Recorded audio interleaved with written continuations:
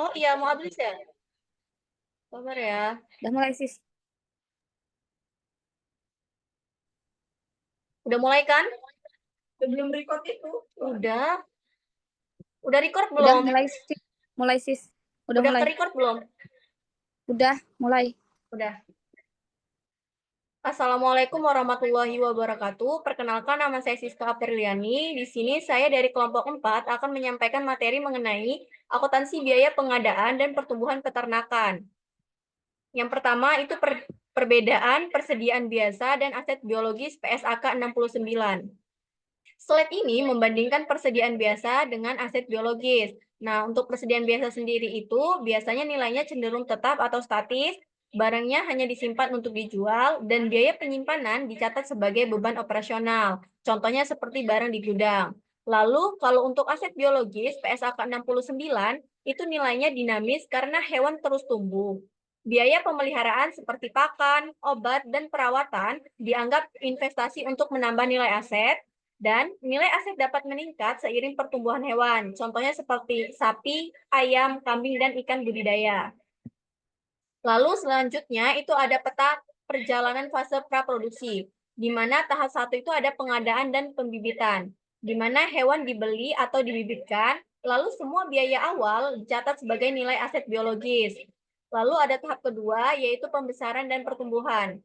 Hewan dipelihara hingga tumbuh, lalu biaya pakan, obat, dan tenaga kerja dikapitalisasi untuk menambah nilai aset.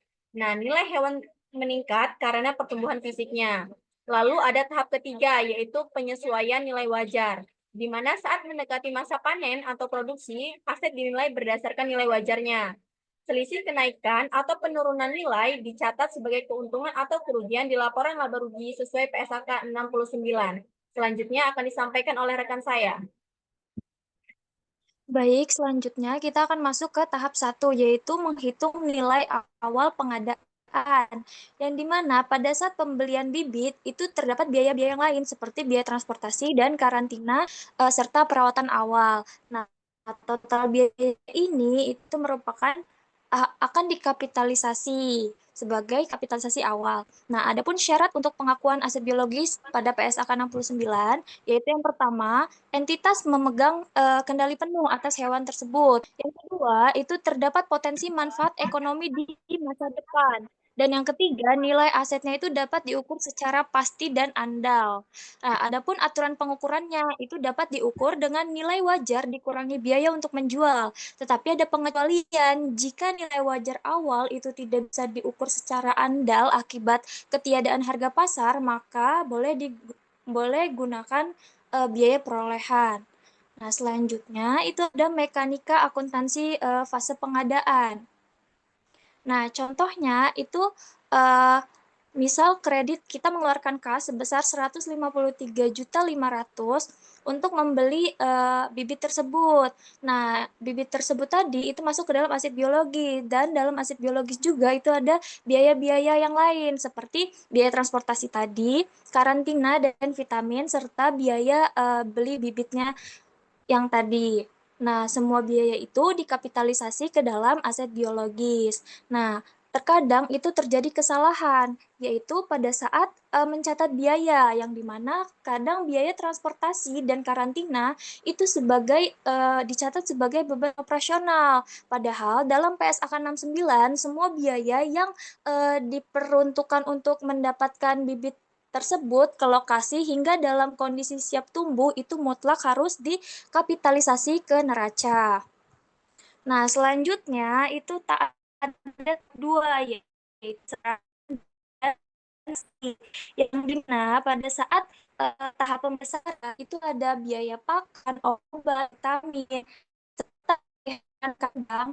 Semua biaya itu masih dikapitalisasi. Nah, itu tujuannya untuk memaksimalkan bobot dan fisik hewan. Nah, oleh karena itu, pengeluaran direct cost itu bukanlah uang yang hilang sebagai beban operasional, melainkan diubah secara biologis menjadi penambahan nilai aset di buku perusahaan. Nah, selanjutnya akan dijelaskan oleh rekan saya. Baik, baik selanjutnya saya akan menjelaskan terkait dengan slide mekanika akuntansi fase pembesaran pada bulan Mei. Nah, pada slide ini dijelaskan bagaimana mekanisme akuntansi dalam fase pembesaran ayam ternak selama bulan Mei. Nilai awal pengadaan dicatat sebesar 153.500.000 sebagai aset biologis. Selanjutnya, seluruh biaya yang berhubungan langsung dengan pertumbuhan ayam akan ditambahkan atau dikapitalisasi ke dalam nilai aset biologis tersebut.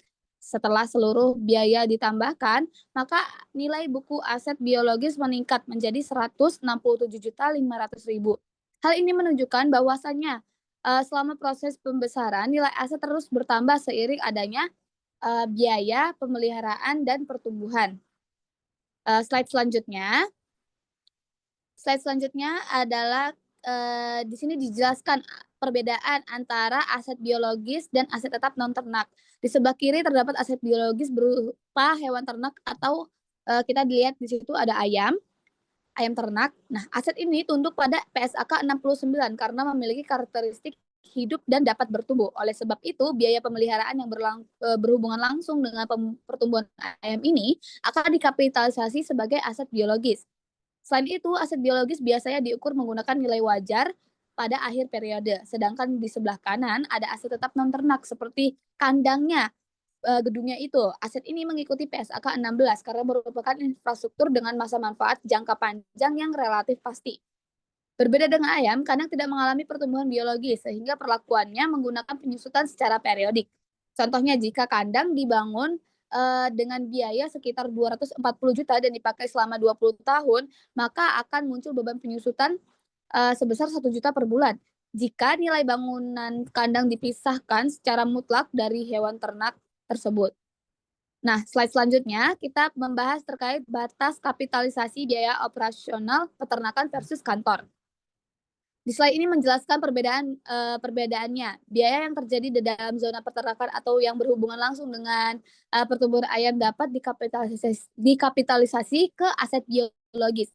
Contohnya seperti pakan, vaksin, tenaga kerja kandang, dan perawatan ayam. Karena biaya tersebut secara langsung membantu DOC atau ayam bertumbuh hingga siap panen, maka nilainya dimasukkan ke dalam neraca sebagai aset biologis. Sedangkan biaya yang berada di luar zona peternakan seperti biaya administrasi kantor, gaji staf kantor, dan listrik kantor tidak memiliki hubungan langsung dengan pertumbuhan ayam. Maka oleh karena itu, biaya tersebut tidak boleh dikapitalisasi dan langsung dicatat sebagai beban berjalan pada laporan laba rugi. Prinsip utamanya adalah jika biaya mendukung pertumbuhan biologis ayam, maka dapat dikapitalisasi. Namun jika tidak berkontribusi langsung terhadap pertumbuhannya, maka harus dibebankan pada periode berjalan. Baik, sekian. Selanjutnya akan dijelaskan oleh rekan saya.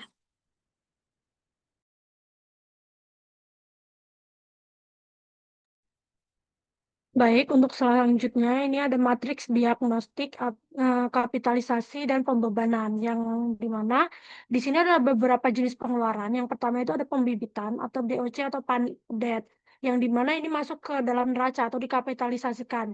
Masuk juga ke laba rugi, tidak masuk ke dalam laba rugi atau tidak dibebankan. Alasannya itu berdasarkan PSAK nomor 69, syarat mutlaknya pengakuan awal aset biologis. Nah, untuk jenis pengeluaran yang kedua itu pakan pada fase pertumbuhan dan obat. Itu masuk ke dalam neraca dan dikapitalisasikan. Dan juga dia tidak masuk ke dalam laba rugi, tidak dibebankan juga. Alasannya itu karena mendorong pertambahan bobot fisik secara langsung.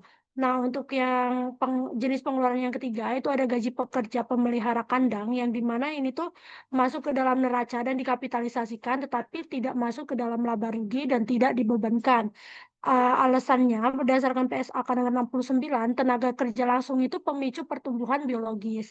Untuk penyusutan bangunan kandang itu tidak dikapitalisasikan atau tidak masuk ke dalam neraca, tetapi dia masuk ke dalam laba rugi dan dibebankan. Alasan berdasarkan PSAK nomor 69-nya itu karena bagian dari aset tetap itu terpisah dan itu diatur oleh PSAK nomor 16. Dan yang terakhir itu ada gaji staf administrasi dan kantor pusat itu tidak masuk juga ke dalam neraca dan tidak dikapitalisasikan, tetapi dia masuk ke dalam laba rugi dan dibebankan. Untuk alasannya sendiri biayanya tuh biaya umumnya itu yang tidak berdampak pada fisik hewan. Next.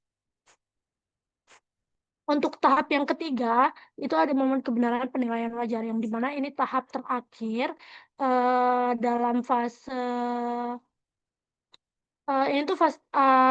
tahap ini tuh fase terakhir dalam siklus produksi aset biologis. Setelah hewan melalui tahap pembesaran dan nutrisi yang dikapitalisasikan, nilai hewan tersebut tuh harus disesuaikan dengan realitas pasar, yang tujuannya itu untuk memastikan bahwa nilai aset di neraca itu mencerminkan nilai ekonomi yang nyata saat ini, bukan sekedar akumulasi biaya yang telah dikeluarkan. Untuk waktu penyesuaiannya itu dilakukan pada titik siap panen atau pada akhir periode pelaporan. Nah, implementasinya menurut PSAK 69, perusahaan itu membandingkan nilai buku dengan nilai wajar. Selisih yang muncul ini tuh diakui sebagai keuntungan atau kerugian dalam laporan laba rugi. Begitu. Selanjutnya akan dilanjutkan oleh rekan saya. Baik, bisa kita lihat di sini adalah slide ini adalah dampak penilaian ulang pada laporan keuangan. Coba teman-teman lihat ilustrasi timbangan ini di akuntansi peternakan, begitu ada pertumbuhan biologis pada ternak, kita harus melakukan penilaian ulang.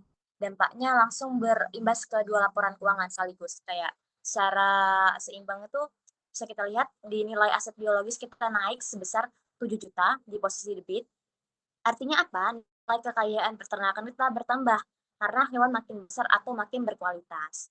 Nah, di sisi laporan laba rugi, kenaikan tadi langsung dicatat sebagai keuntungan perubahan nilai wajar sebesar 7 juta di posisi kreditnya, yang ujung-ujungnya bakal mendongkrak laba bersih kita. Nah, intinya tuh semua keringat pakan dan nutrisi yang kita kasih ke ternak di kandang, efeknya tuh langsung instan terbukti jadi margin keuntungan yang nyata tuh di laporan keuangan kita. Nah, slide selanjutnya adalah sistem sintesis komoditas atau berbeda spesies prinsip sama. Nah, sekarang kita masuk ke slide ini di mana mungkin ada yang mikir, tapi kan mengelola sapi beda sama melihara kelinci, bebek tuh. Secara teknis peternakan emang beda, tapi secara akuntansi prinsipnya 100% sama. Karena apa? Di sini kita bisa lihat ada 5 contoh komoditas, di mana ada sapi potong atau pedet Brahman yang butuh pakan konsentran buat ngejar daging potongnya. Ada ayam telur atau pulet yang butuh manajemen stres biar produksi telurnya maksimal. Ada kambing perah, bebek pedaging, sampai kelinci hias. Nah, meskipun hewannya beda-beda, pakannya beda, dan hasil akhirnya pasti beda, mereka semua diikat oleh satu aturan yang sama, yaitu prinsip universal atau PSAK 69. Nah, apapun komoditasnya, setiap pengeluaran spesifik yang langsung mendanai pertumbuhan fisik hewan itu, wajib kita kapitalisasi atau ditambahkan ke nilai buku aset biologis tersebut. Jadi semua biaya pakan, suplemen, maupun vaksin itu bukan cuma dianggap sebagai beban hilang, tapi investasi yang menambah nilai jual si hewan ke dalam laporan akuntansi kita. Selanjutnya akan dijelaskan oleh rekan saya. Nah, pada slide ini menjelaskan alur penggunaan model perusahaan peternakan sesuai PSAK 69. Kas atau model awal dibagi menjadi 3 jalur. Yang pertama itu pada jalur hewan, biaya yang dikeluarkan akan menjadi aset biologis karena hewan dianggap menghasilkan manfaat ekonomi di masa depan. Kemudian pada jalur infrastruktur, pengeluaran ini digunakan untuk kandang atau fasilitas produksi dan dicatat sebagai aset tetap di neraca. Sedangkan pada jalur kantor, biaya administrasi dan umum langsung diakui sebagai beban yang mengurangi laba rugi. Selain itu, aset tetap akan mengalami penyusutan yang juga dicatat sebagai beban pada laporan laba rugi. Selanjutnya, nah, pada slide ini menjelaskan 3 prinsip utama dalam akuntansi peternakan. Yang pertama itu hewan. Hewan adalah aset berjalan. Hewan ternak bukan dianggap sebagai beban biasa, tetapi sebagai aset yang terus berkembang dan memberikan manfaat ekonomi bagi perusahaan. Kemudian yang kedua ada kapitalisasi terarah. Hanya biaya yang benar-benar berkaitan langsung dengan pertumbuhan dan produksi ternak yang dapat dikapitalisasi menjadi aset. Yang ketiga, realitas terpotret. Nah, penyesuaian nilai wajar membantu laporan keuangan mencerminkan kondisi keuangan, kondisi ekonomi yang sebenarnya, sehingga nilai aset dan laba rugi menjadi lebih realistis. Sudah, terima kasih. Cukup. Baik, terima kasih untuk penjelasan dari teman-teman semua. Mungkin sekian penjelasan dari kelompok kami mengenai materi minggu ini. Kami akhiri. Wassalamualaikum warahmatullahi wabarakatuh. Terima kasih semua. Waalaikumsalam warahmatullahi wabarakatuh.